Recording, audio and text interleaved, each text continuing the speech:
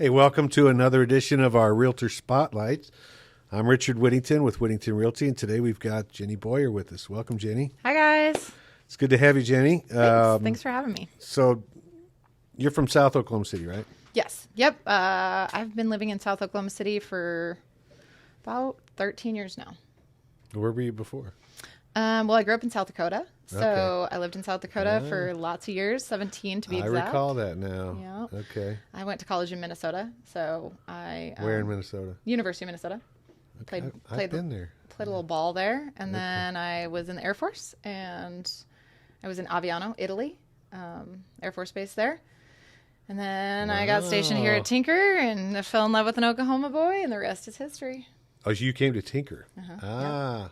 2005. Okay, so you're in Minnesota. That's right there in Minneapolis, right? Mm-hmm. Is that where that's where the university is? Yep. Do you like the weather there? No. I don't think anybody likes the weather there. Really? No. It's Okay. just, a little cold. Right. And humid. Like, it's surprisingly as humid as it is here. Right. But it's bitter cold, so it's just horrible. Right. I would shower in the mornings and my hair would legitimately freeze and it would stick straight out because it was frozen by the time I got to class. All right. Yeah, and I've always had long hair. So. First world problems. I know, right? Yeah. So South Dakota, you still have family there? Yep. Okay. Yeah, my mom and sister still live there. All go the rest back? of my siblings are. You go back often, though, don't you? I do. Yeah. like you have. I'm from the Black Hills, so it's really pretty, and it's a great escape from Oklahoma summers to go back there. How long drive? 13, 14 hours. Oh, that's not bad. It's not It's terrible. like going to Chicago. We like it. We like Yeah. the drive. Right. We're drive people. Okay. So I know you're in real estate, Mm-hmm. doing a great job. We're going to talk about that, but you've got other things going on. Yeah. What else you got going on? So let's see, almost 7 years ago now, like my daughter just turned 7. I was a stay-at-home mom. Charlotte, that's Yeah, I know her. She Charlotte. loves you. She's a sweetheart. So yeah, I was a stay-at-home mom. I'd had 3 kids in 4 years, and I needed to make money, right? Like, Okay. I mean, we didn't have enough to make ends meet. I have a bachelor's degree as a registered nurse, and then I have a bachelor's degree as an exercise physiologist, and I have a master's degree in that as well. But I didn't really want to go back to work. That would have meant time away from them, and I wasn't really willing to sacrifice that. So I started a Rodan and Fields business. So I actually built a multi-million-dollar, multi-level marketing business. And like I enjoy it. It's super fun. I get to kind of utilize my skills that Sure. I had previously in life, which are just helping people to fix a problem. Okay. Where do you spend more time, real estate or Rodan and Fields? Well, this past year in 2022, real estate. So Okay. we'll see. We'll see in 2023. I have an actual plan that I'm planning to follow this year In real estate. in real estate and in Rodan and Fields. Is that shareable, or is that something you have to keep yourself? No, it's shareable. Like I actually am going to keep work hours. I'm not so much as like showing homes, things like that, but like actual tasks that I accomplish during a certain time each day. Okay. Usually it's just on the fly. I built my multi-level marketing business the same way. I didn't really have business hours. I just responded to people, and when they came to mind, I reached out to them. It's very similar in real estate. It's all about the relationships, or at least I've found that it is. So yeah, I'm going to do a little bit more intentional reach out type stuff. I think I already know the answer to this question, but how do you juggle? You have 3 kids, 2 boys and a girl, and then you've got this other business that you have that's very successful, and then you've got real estate. Do you struggle with the juggle? No, I actually do worse in life if I have less to do. Okay. So I'm a highly functioning person if I have a lot to do, and if not, I can be a little sloth-like. If there's not a lot of things to do. I like that life. I kind of like the sloth. Listen, there's something to be said for it. Right. But yeah, usually I prioritize what's most important, and then I just live by a reality of like, I'll get it done. Like there's no can I or will I, it's I will get this done. I get that from you. Where does that come from? I'm the oldest of 5 children. Okay. So. Oh, wow. You said a sister still lives in South Dakota. Yep. Where are the other 3? So my brother lives in Wyoming, in Sheridan, Wyoming. My sister lives in Jackson Hole, Wyoming. And then my other brother lives in Medford, Oregon. Okay. Yeah. So the Air Force got you out of there. Yeah. Yep. I really was just in a predicament with my Air Force career, and I had just been accepted to a study abroad program, and I just had a little bit left to finish my nursing degree, and I had to sacrifice one or the other. And at the time, I knew somebody who was in the Air Force that they were like, "Why don't you just go this route and you can do both?" Right. And so I did. Right. It was really just whimsical, and that's Just do 4 years? I did. Yep. I just did 4 years. Actually, I would have this past July, I would have been in for 20. Had I remained I did in. not know you were in the Air Force. I knew you were a realtor before you came with us briefly. Yep, for about 4 months. So as far as real estate goes, one of the things I was looking at this morning was, I think you did $4 million in 21, a little over $4 million, and you did over $6 million this year. The year before, I think you did one. Yeah, with So you that guys, was yep. a short month. I don't think you were with us in. I was with you October, November, and Okay. December. Well, no, the one. So anyway, my Yeah. point is, you progressed Yeah. a lot as you've gone on. What do you attribute that to? The growth that you've had as far as your production.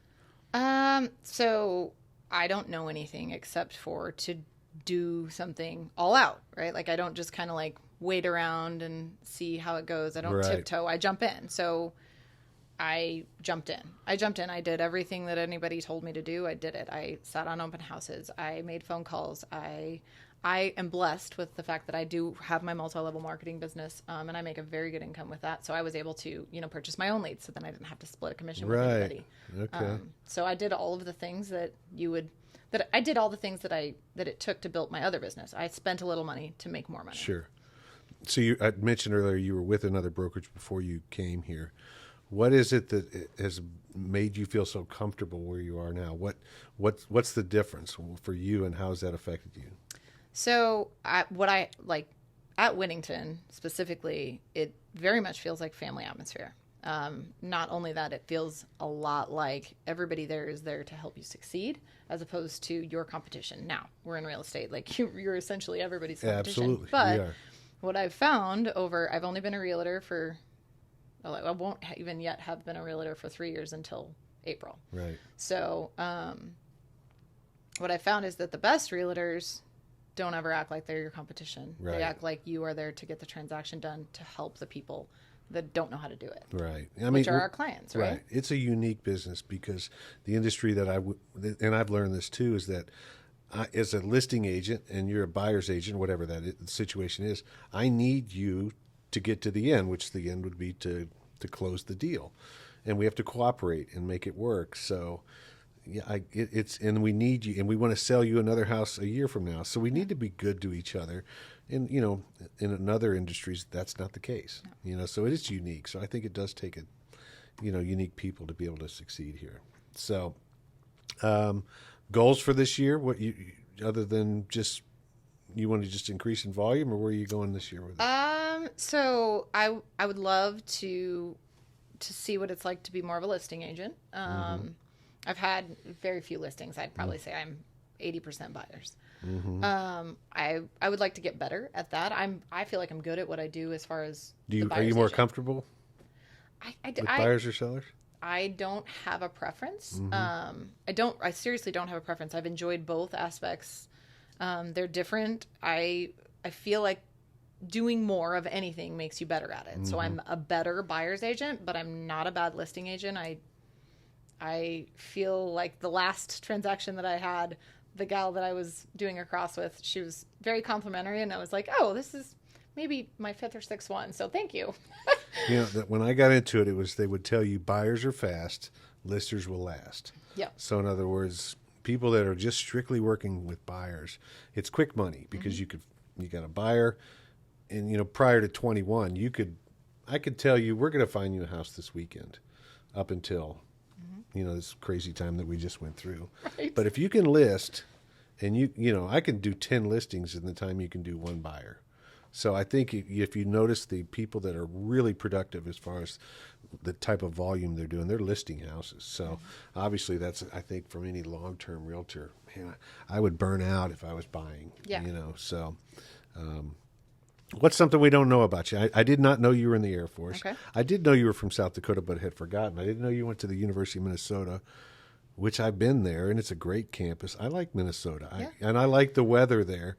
It's really pretty. yeah. It's really pretty. The trees, the rolling hills, like, and the lakes. The lakes are fun. Right. What do we know? What's something we don't know about you that? Well, this is new. I'm going to pick up my Tesla tomorrow. I'm going to go pick up a Tesla tomorrow. I ordered one. I built it. I did all the things back in March and April when I was spending like $100 a week on gas or more. You don't have. Do you have to drive it, or is this one of those auto? No, it'll have that feature. It has a steering wheel? Yeah, I'm sure I'll drive it. But Interesting. You can do both. Right. So yeah, I don't know. That's just the most prominent thing on my mind is because I'm leaving tomorrow at 5 a.m. to go get my Tesla. Where? You have to go to Kansas City. Oh wow. Yeah, we're in a oil and gas state, so surprisingly, the Oh, there's no sales in. there are no I you did cannot not do know that. sales here. Yeah, I mean you can if it's like a used or if they happen to have one on the lot at our Tesla. But the Tesla dealership downtown, that's the old Mercedes, is truly just like a servicing type facility. It's not really meant for like going in. I thought that was like a title company now. There's a title company that moved into an auto. Anyway, well, that's all I got. All right. Jenni Boyer, great to have you. Thanks for having me. All right, we'll catch up with you next week.